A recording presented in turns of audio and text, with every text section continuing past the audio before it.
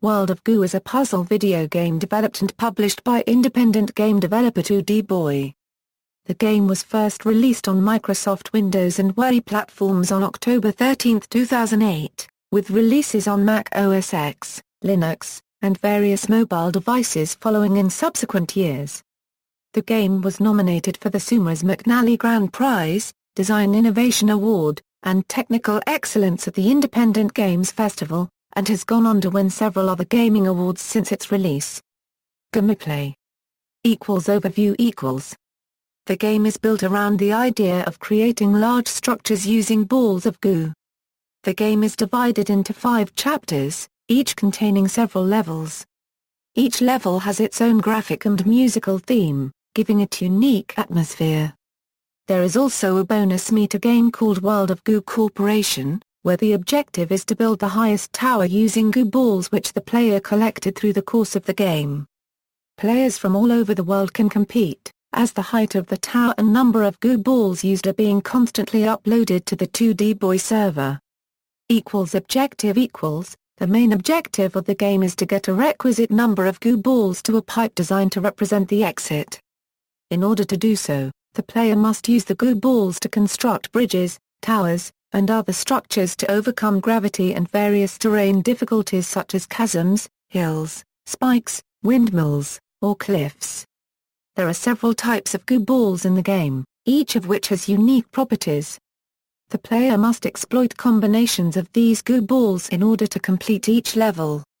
Extra goos recovered in the pipe are pumped through to the World of Goo Corporation, a sandbox area where the objective is to compete with other players worldwide by building the tallest tower possible. Players can also try to achieve the obsessive completion distinction flag for each level by completing the level under more stringent criteria, such as collecting a larger number of goo balls, finishing under a set amount of time, or using as few moves as possible. The WiiWare version includes multiplayer with up to 4 people on the same Wii. This facility is also available, albeit unsupported, in the Linux port. Levels World of Goo is split up into 4 chapters and an epilogue, each containing a number of levels. The chapters are set over the course of 1 year in the World of Goo. Each chapter takes place over 1 season, beginning in the start of summer, and ending at the end of spring the next year.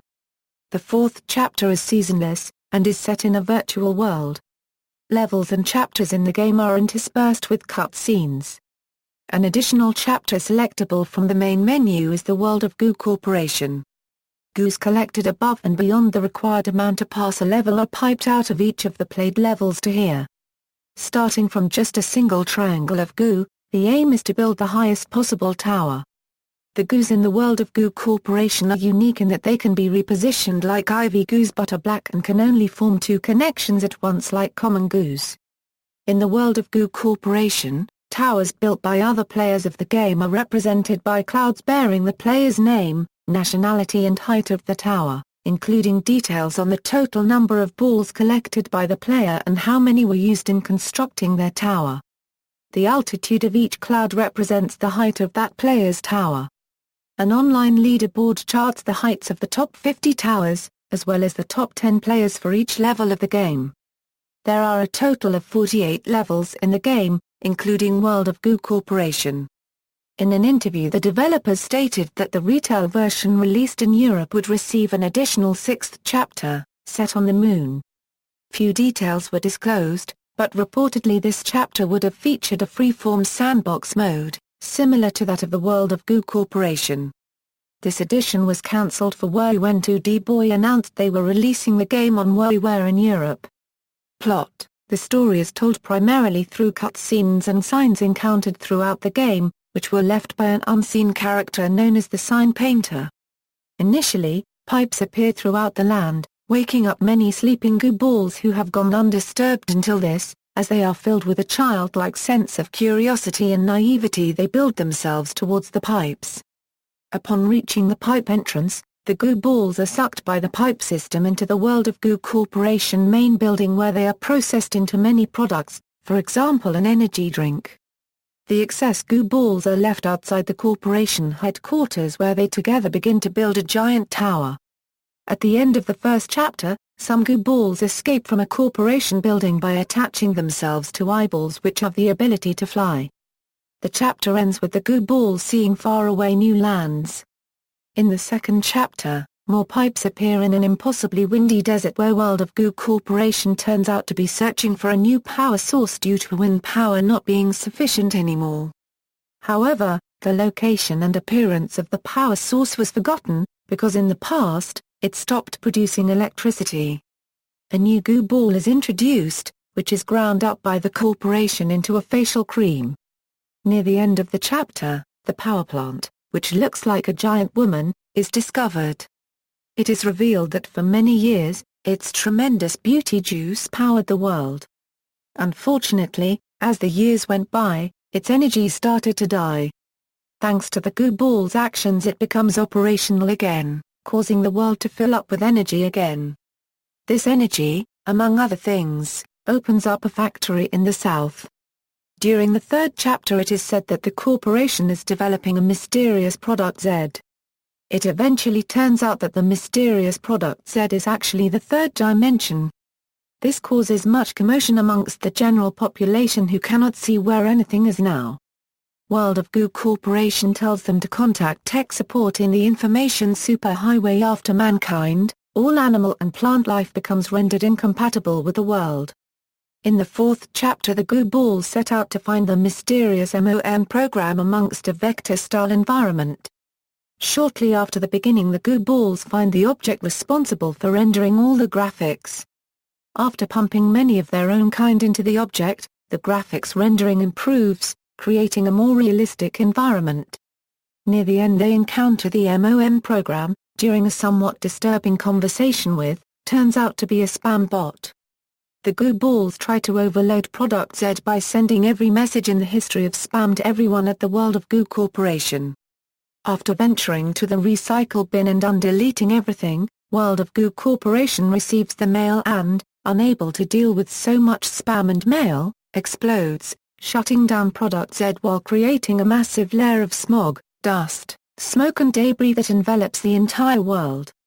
In the final chapter, it is revealed that all goo balls, except scientifically pure, had been sucked away to the shattered pieces of the corporation's headquarters. The remaining goo balls decide to work their way up the island to reach a site where a telescope is located. The final level of the game reveals that the goo balls are now completely extinct, all the remaining having been sucked away to the shattered remains of the World of Goo Corporation and added to the tower, and the gigantic telescope at the site has been rendered useless as it cannot see past the layer of smog. The sign painter reveals that in his final sign he has now become the telescope operator. Some balloon-like fish in the sea connect to the telescope and lift it out of the ground, where it breaks through the layer of smog and sees the Tower of Goo that has been built at the former World of Goo Corporation headquarters, which can also see past the smog. The telescope falls back to Earth before it could see what the goo balls were building towards. A final and last cue scene reveals their goal. The camera pans up into space to reveal that the goo balls that escaped at the end of Chapter 1 have managed to reach a far-off planet populated entirely by goo balls. An additional chapter, located on the Moon, was initially planned for the European retail version of the game. This idea was put on hold as the developer felt they were rushing to finish extra content to justify the price. If we release any additional content, we will make it available on all platforms, to all people, at the same time. No more of this or a region nonsense. Development. World of Goo was developed by 2D Boy, a team based in San Francisco consisting only of former Electronic Arts employees Kyle Gabler and Ron Carmel. The game's development was started in August 2006. Carmel and Gabler estimated that development on World of Goo lasted 2 years and cost $10,000 of their personal savings, which included equipment, food, and rent. Actual development was usually carried out in coffeehouses equipped with Wi-Fi hotspots. World of Goo was programmed using available open-source technologies, including Simple Direct Media Layer, Open Dynamics Engine for physics simulation, TinyXML for configuration files, Subversion, Mantis Bug Tracker, and PopCap Games Framework. Alan Blomqvist, a friend of Gabler and Carmel, was responsible for porting and optimizing the game for WiiWare. On July 6, 2010, 2D Boy, Capybara Games, and That Game Company started a program called the Indie Fund, which aims to support game development by helping independent developers become financially independent. Release World of Goo was first released both for Windows and WiiWare in North America on October 13, 2008. The Mac OS X version was released on November 2. The Linux version was released February 13, 2009. After the initial release, 2D Boy announced a bonus patch called Profanity Pack, which would replace the normal voices in the game with naughty words. The patch would be made available to users who pre-ordered the game. The patch was never released. 2D Boy decided against placing digital rights management protection on the PC versions, stating that DRM is a futile attempt to prevent piracy, and it's expensive. Every game for which there is demand will be cracked and find its way onto the scene, so why waste time and money trying to prevent the inevitable? 2D Boy later reported that between 1 in 5 and 1 in 10 copies of the PC versions had been legitimately purchased. For the game's European release in December, 2D Boy depended upon the community to translate and localize World of Goo into the appropriate languages, including Dutch, French, German, Italian and Spanish. During the 2009 DICE Summit, Nintendo announced that it would publish World of Goo in Japan during the second quarter of 2009.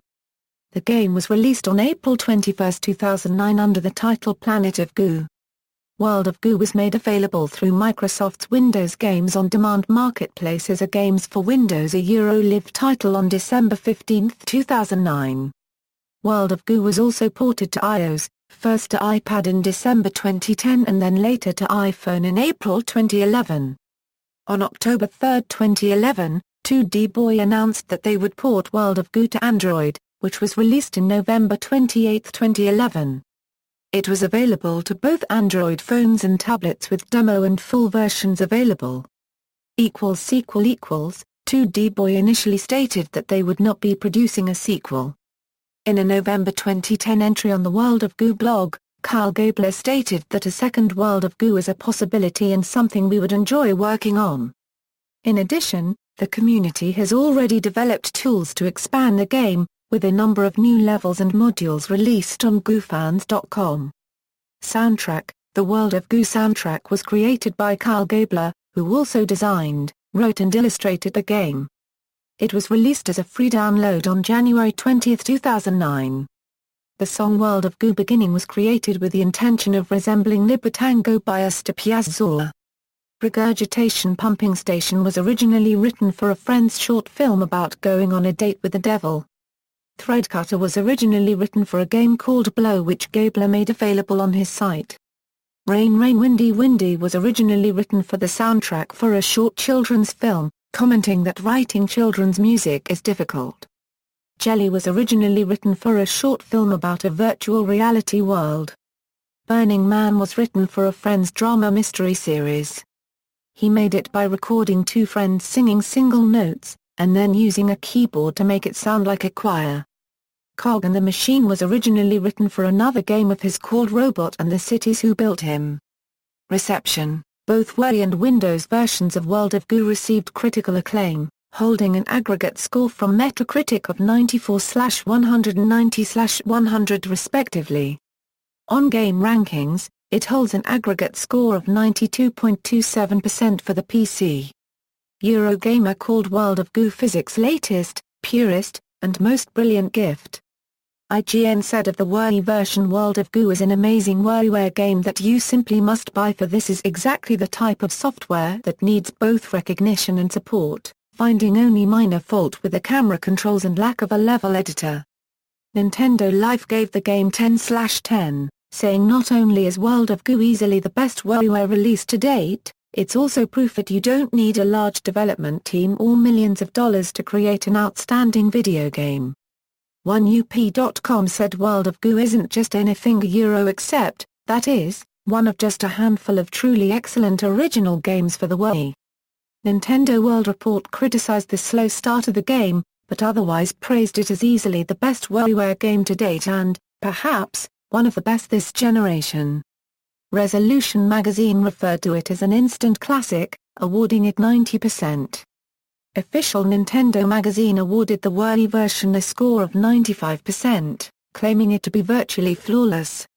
The magazine also ranked it as the 83rd best game available on Nintendo platforms. The staff called it the best WiiWare game by a long shot. World of Goo has won many awards. It won Best Independent Game from the Spike TV Video Game Awards show, and won 6 Wii-specific awards and 1 for the PC, including Best Puzzle Game, Best Artistic Design, Best WiiWare Game, Best New IP, Most Innovative Design, and Game of the Year from IGN. GameSpot awarded it as the best game no one played. It was featured in Eurogamer's Top 50 Games of 2008 in the 10th slot. Peter Moore, the head of EA Sports, in a rant about FIFA 09 being missing from Eurogamer's list, commented that he was surprised World of Goo was included up so high in the list, despite not having played it. 2D-Boy responded by saying they were honored that World of Goo had this much mainstream awareness, and that it derives sick pleasure from the industry bigwigs' indignant, self-righteous incredulity. In 2010, the game was included as one of the titles in the book 1001 Video Games You Must Play Before You Die. Notes. References. External links, official website.